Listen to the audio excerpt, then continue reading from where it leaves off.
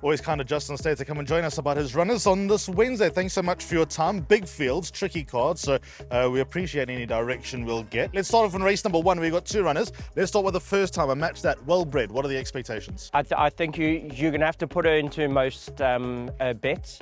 She's doing quite well at home. She's not carrying a lot of condition. She keeps herself quite naturally fit, and could be, if not to green, could be the danger to the companion. So let's talk about the companion. Off a little bit of a break, but I like what I've seen in her 2 starts to date. How's she doing on her return? I haven't galloped her. She has a few issues, and after her last run, she pulled up lame. So I gave her a little bit of a break, and if she's sound, she could be. I haven't seen some of the other form of some of the other horses, but certainly would be one of the fillies to beat in the race, doing very well at home. Let's go on to race number 2. We got Boundless Love. First run of the year. There've been hints of winning form though. Yes, I haven't galloped him. I've put him in a race here over a little bit shorter. I want him to settle a little bit. His work at home is good, but as I said, hasn't galloped, and certainly one for the punters to watch how he runs over 12. When he goes further, he'll be a lot more competitive. Then we go on to race number 4, where obviously Pink Pigeon is out, but you got number 20, Champagne Kisses, with Musi on board, drawn towards the outside in this massive field. But she's also got a few capabilities of being dangerous at this level. Yes, I think she was drawn 20 or something. Yeah. No, that's not good. You might as well be drawn 20 around the turn. So unless something happens in today's racing where the outside looks a little bit more competitive, I think any chance that you had is maybe taken away. It's very difficult. A lot of things are going to have to go her way. Doing exceptionally well at home.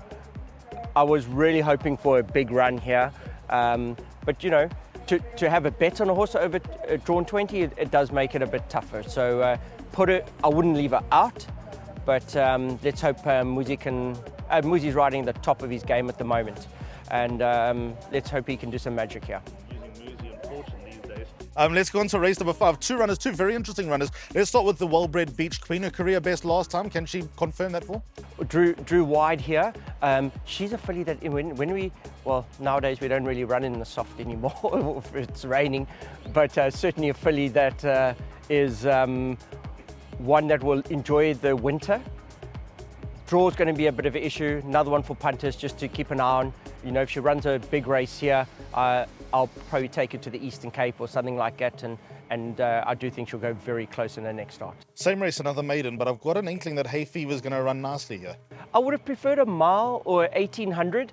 I think in this sort of division, when I get her over a mile 18, she's going to be very hard to beat. But in saying that, 1400 and a bit of cut in the ground, certainly one that's got to be put in. Got the right jock on. Let's go on to race 6. You've got a coupling, 2 horses that always punch above their weight. Talk about them together. Inna Marara and Song to the Moon. What's your feelings? Yes, I think there was a couple scratchings in this race. Brings these horses right into it.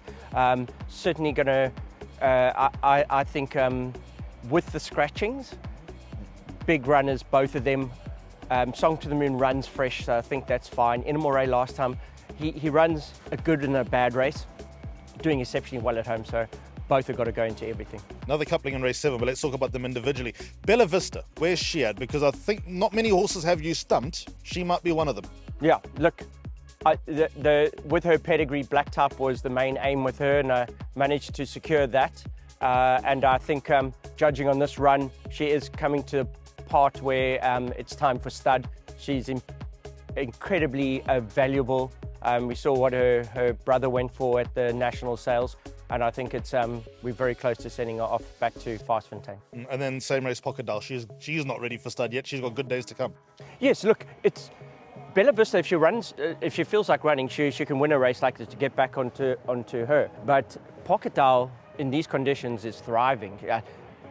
Just all of a sudden has put her best foot forward. She's really doing well at home, and also has to go into everything. Race 8, 1 runner, Live Chance. Beer with the boys. Are you going to carry all that dead weight, 64 kilos with Musi on board? That's going to be a gym workout. Yeah, no, I mean, that's a concern. I mean, it's a lot of weight. Probably, he's just so well handicapped off his rating. He's certainly got to go into some of the bets, but I would have thought maybe a little bit further. And obviously the 64 does complicate things. 2 runners in race 9, both interesting horses. Arbitration's got a bit to come. How's he doing? Very well. I think this is a horse that it wouldn't surprise me if he won. I'd probably say he's maybe one of our better ones on the day. I think he's progressive and can expect a good run from him. And Unicorn Alert, even though winning doesn't come too easy, lovely ATM. Yes. Just never went on with things. I always thought he was, with his pedigree, he'd maybe turn into a horse that would win us quite a few races. At the moment, he's just enjoying these lower divisions. So I want to see how my horses run today. We were a little bit quiet in the last few meetings in the Western Cape. And today, Monday, if we have a good day today, then obviously follow the yard on Wednesday. But I need to see some sparks today. And last runner, William West. I'm convinced a win's around the corner, but I'm more convinced a win's around the corner up the road than here. Yeah, exactly, at Durbanville maybe. But he's a horse that, he'll enjoy the conditions. The tracks have been so firm through the summer. I mean, I've never seen the tracks in the Western Cape that fast in summer, ever. Not in 30 years have I ever seen the tracks running like they were. So with the rain, it's certainly going to change the form of some of the horses that haven't enjoyed the summer. So he's one of those horses I'm hoping may just need he's had a break, may just need a 1 run back and then follow him next time. Good man. Thanks, Justin. Great, thank you.